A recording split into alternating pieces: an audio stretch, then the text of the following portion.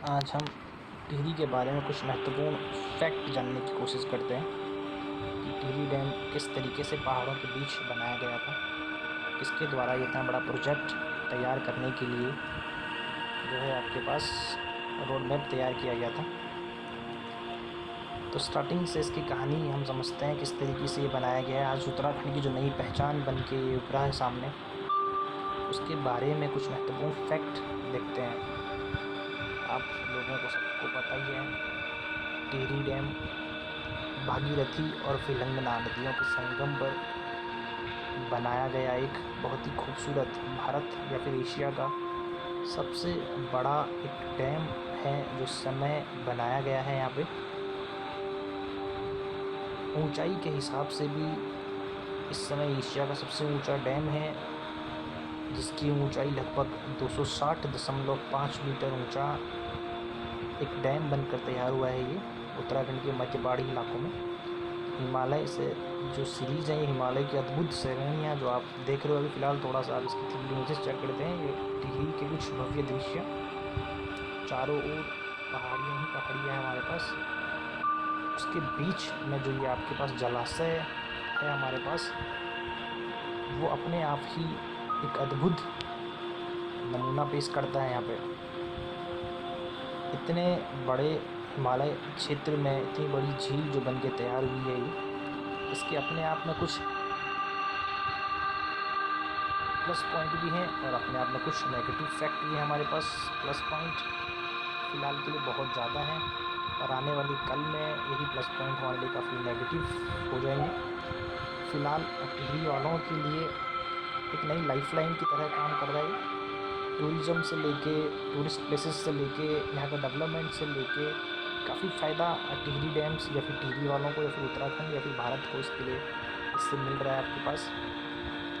इससे दिल्ली से लेके यूपी तक हर दिन यहाँ से पानी छोड़ा जाता है पीने के लिए। इसके अलावा आपके पास जो डैम है, ये लगभग 2400 मेगावाट का एक बहुत बड़ा प्रोजेक्ट है भारत सरकार का। ये फ़िलहाल अब इसमें यूपी सरकार और उत्तराखंड सरकार भी इन्वॉल्व है। इन तीनों का बहुत बड़ा प्रोजेक्ट है ये। इसको बनाने की भी अपनी एक अद्भुत कहानी सी है, क्योंकि टिहरी डैम जहाँ पर बनाया गया वो हिमालय की शिवालिक रेंज में है और इसके बिल्कुल नीचे से, यानी हिमालय जो उत्तराखंड है, तो उत्तराखंड से भूकंप की दृष्टि से जो है इसको काफ़ी हाई लेवल जोन में रखा जाता है। तो इसके नीचे से भूकंप की एक लेयर निकलती है जो आगे जाके नेपाल हिमालय की तरफ पार कर जाती है। लगभग टिहरी डैम से 7.5 किलोमीटर की गहराई से होकर वो लेयर निकलती है। ऐसा माना जाता है कि जो उत्तराखंड है, यहाँ पर हर 50 सालों में एक बहुत बड़ा भूकंप होने की संभावनाएं बनी हुई रहती है। और इस किस्से को समझते हुए टिहरी डैम की जो एज है वो लगभग 100 साल रखी गई है। प्रोफेसर जेम्स ब्रून द्वारा जो है इसका डिज़ाइन तैयार किया गया था। जब 100 सालों के बाद ये बन के तैयार हो जाएगा, जब इसकी एज पूरी हो चुकी होगी, तब क्या होगा, इसके बारे में कुछ फैक्ट जानने की कोशिश करते हैं आपके पास। तो टिहरी डैम से कुछ दूरी पर एक और इसका छोटा जो लेवल हम बोलते हैं, कोटेश्वर डैम जो बनाया गया है आपके पास, वो भागीरथी नदी पर यहाँ पर बनाया गया आपके पास कोटेश्वर डैम। तो ये 400 मेगावाट का ये भी प्रोजेक्ट है, ये टिहरी डैम का हिस्सा ही है कोटेश्वर डैम। ये लगभग यहाँ से 22 किलोमीटर की दूरी पे पड़ता है आपके लिए टिहरी डैम। टिहरी भागीरथी और विलंगना नदियों के 2 संगम पर बना हुआ है और इन्हीं से आगे जाके गंगा नदी भी मिलती है, जो अलकनंदा में जाके मिलती हैं दोनों। और इसके बाद बनता है गंगा, और गंगा आपको सब जानते ही हैं उत्तराखंड या फिर भारत की सबसे लंबी नदियों में से एक है आपके पास। भारत की सबसे लंबी नदी है गंगा। यहाँ पे गंगा जब देवप्रयाग से निकलती है तो बंगाल की खाड़ी तक भारत के 5 राज्यों से होकर निकलती है, 5 राज्यों से होकर बहती है गंगा। तो जब ये टिहरी डैम आपके पास कभी इसमें जब इस तरीके से पर्यावरण के कारण कोई घटनाएं घटित होती हैं, तो देवप्रयाग से लेके आपके पास इसके बीच में 5 राज्यों से होते हुए बंगाल की खाड़ी में जाके गिरती है। तो वहाँ तक आप सोच भी नहीं सकते इतना ज़्यादा नुकसान जो है इन राज्यों को होगा। फ़िलहाल 100 सालों तक तो ये सेफ़ है हमारे पास। टिहरी डैम जो बनाया गया था, ये स्टार्टिंग में 600 मेगावाट का एक छोटा प्रोजेक्ट था, जिसको बाद में 2400 मेगावाट का बनाया गया। इसको पीछे भी अपनी एक कहानी है। 1972 में जब यूपी गवर्नमेंट द्वारा इसको बनाने का काम, या फिर योजना आयोग द्वारा इसको बनाने का काम शुरू किया गया, तो ये 600 मेगावाट का एक छोटा, बोल सकते हो आप इसे, प्रोजेक्ट था, जिसको बाद में रशिया, जब 1986 में रशिया के राष्ट्रपति जी यहाँ पर आए थे उत्तराखंड यात्रा पे या फिर भारत यात्रा पे, तो उनके द्वारा इस टिहरी डैम में मदद की पेशकश की गई, और उनकी मदद के, रशिया की मदद से जो है 2400 मेगावाट का प्रोजेक्ट बनाया गया।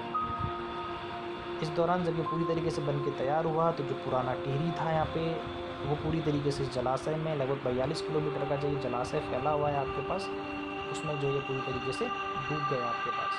ठीक, तो जो नया टिहरी था, जो वहाँ के लोग थे, उनको बसाने के लिए आधुनिक तरीके से रोड मैप तैयार करा गया। तो उन लोगों को यहाँ से कुछ दूरी पर बुराड़ी एक जगह है, एक गाँव है, एक क्षेत्र था, जहाँ पर इनको बसाने का नई टिहरी को सजाया जाता है। तो ये नई टिहरी की कुछ सैटेलाइट इमेजेस हैं, जो यहाँ पर आपको भव्य दृश्य इसके दिखते हैं। इस समय ये उत्तराखंड का सबसे आधुनिक शहर है नया टिहरी। और अगर भारत में बात करें तो भारत का सबसे आधुनिक शहर चंडीगढ़ को माना जाता है, जिसको एक रोड मैप के तहत बसाया गया। तो ये आपके पास बुराड़ी गाँव है, जिसको आज नई टिहरी के नाम से हम जानते हैं। सामने बिल्कुल इनकी भव्य नज़ारे टिहरी डैम के आपके पास। 2006 में जब ये पूरी तरीके से बन के तैयार हो गया, तो इसके जलाशय को नाम दिया गया स्वामी रामतीर्थ सागर। स्वामी रामतीर्थ जो है वो कीर्ति शाह जो थे हमारे पास, जिनके नाम से कीर्ति नगर भी है, कीर्ति शाह के गुरु थे, जिन्होंने 1906 में इस जलाशय में, 1906 में इस जलाशय में जो है अपने प्राण त्याग दिए थे, देह त्याग दिया था। तो जिसके कारण इस जलाशय को हम स्वामी रामतीर्थ जलाशय के नाम से भी जानते हैं। बाद में इसे सुमन, श्रीदेव सुमन के नाम से भी इसका नाम सुमन सागर रखा गया। तो इसको दो तरीके से जलाशय को नाम देते हैं, या तो स्वामी रामतीर्थ जलाशय या सुमन सौरभ जलाशय, इस तरीके से इसका नाम रखा गया। ये पूरी तरीके से शिवालिक रेंज है हिमालय, किस तरीके से बनाया गया है यहाँ पे। अब इतनी बड़ी झील जब हिमालय के बीचों बीच बनी है, तो इसके कुछ पर्यावरण नुकसान हुए हमारे पास। आज इसके बनने के बाद एक सर्वे के मुताबिक, या फिर आप साइंटिस्ट या फिर पर्यावरण के अनुसार, जब माना जाता है कि जब से टिहरी डैम बना है, तब से हमारे पहाड़ी क्षेत्रों में बिजली, आसमानी बिजली गिरने की जो घटना घटित हो रही है, वो बहुत ज़्यादा होने लगी है अब, क्योंकि पहाड़ों में इतनी बड़ी जलाशय, जो बादल हैं आपके पास, उनको आसानी से जो है यहाँ पे पानी मिल जाता है, जिसके कारण बहुत ज़्यादा हैवी हो जाते हैं। और इसके बाद बादल गरजने की, या बादलों के फटने की, या बादलों के गिरने की, बहुत ज़्यादा बिजली कड़कने की जो बहुत ज़्यादा घटनाएं हैं, वो हमारे पहाड़ी क्षेत्रों में होने लगी है। तो ये कुछ बहुत इफेक्टिव नुकसान है इसके।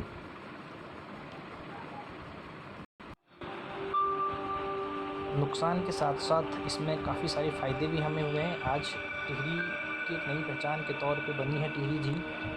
यहाँ पर स्पोर्ट्स की अपनी एक दुनिया आने वाले समय में देखी जाएगी। उत्तराखंड गवर्नमेंट काफ़ी, हमारी जो सरकारें हैं, इसको सपोर्ट कर रही है, काफ़ी ज़्यादा पैसा इस झील पे लगाया जा रहा है। तो सारी स्पोर्ट्स की जो गेम्स हैं यहाँ पे कराए जा रहे हैं सरकार द्वारा, काफ़ी अच्छी तरीके से इसको बनाया जा रहा है। यहाँ पे खेलों के लिए अपने आप में आने वाले समय में काफ़ी फेमस ये जगह बन जाएगी।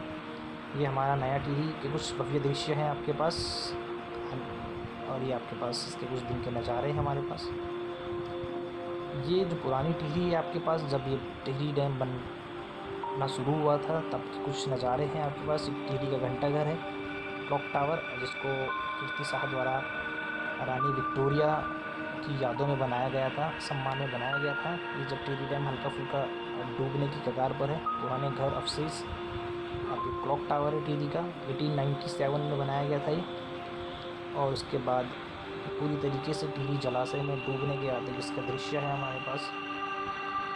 तो इस तरीके से पूरी जो टिहरी थी पुरानी, ये पूरी तरीके से जो है इसमें डूब जाती है। और आधुनिक टीवी आपको अभी हमने दिखाया था भव्य नज़ारे।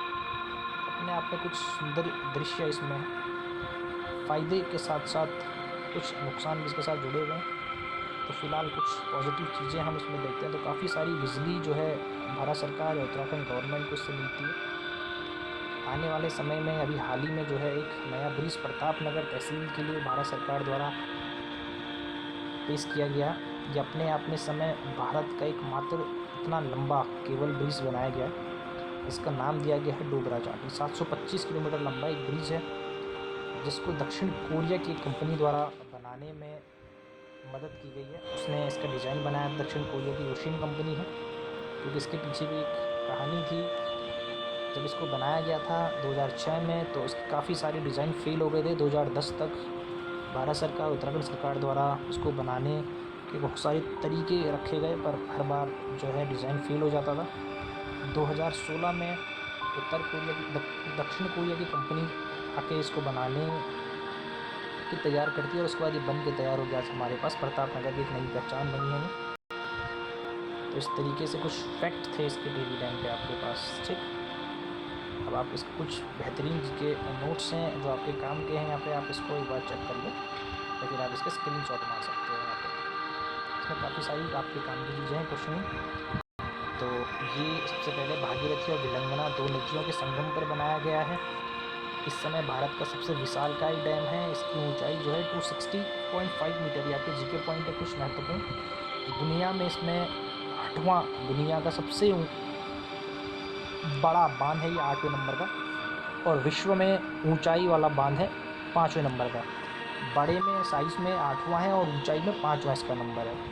1972 में योजना आयोग द्वारा इसको हामी भरी गई थी। स्टार्टिंग में 600 मेगावाट का एक प्रोजेक्ट था ये। रशिया के आने के बाद 1986 में इसको 2400 मेगावाट का करा गया। मिखाइल राष्ट्रपति रशिया के, और THDC कंपनी बनाई गई फिर इसके लिए 1988 में आपके पास।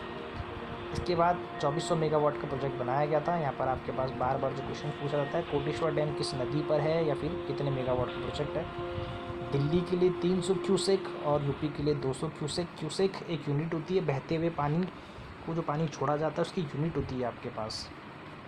टिहरी डैम अभी आपको बताया था मैंने 1906 में यहाँ पे स्वामी रामतीर्थ जी ने समाधि ली थी। बोराड़ी गांव है, यहाँ पे नया टिहरी बसाया गया था। और डोगरा चाटी पुल के बारे में कुछ फैक्ट मैंने आपको बताया। ठीक, तो ये टिहरी डैम के बारे में कुछ महत्वपूर्ण फैक्ट थे जो आपको बताया गया इसमें।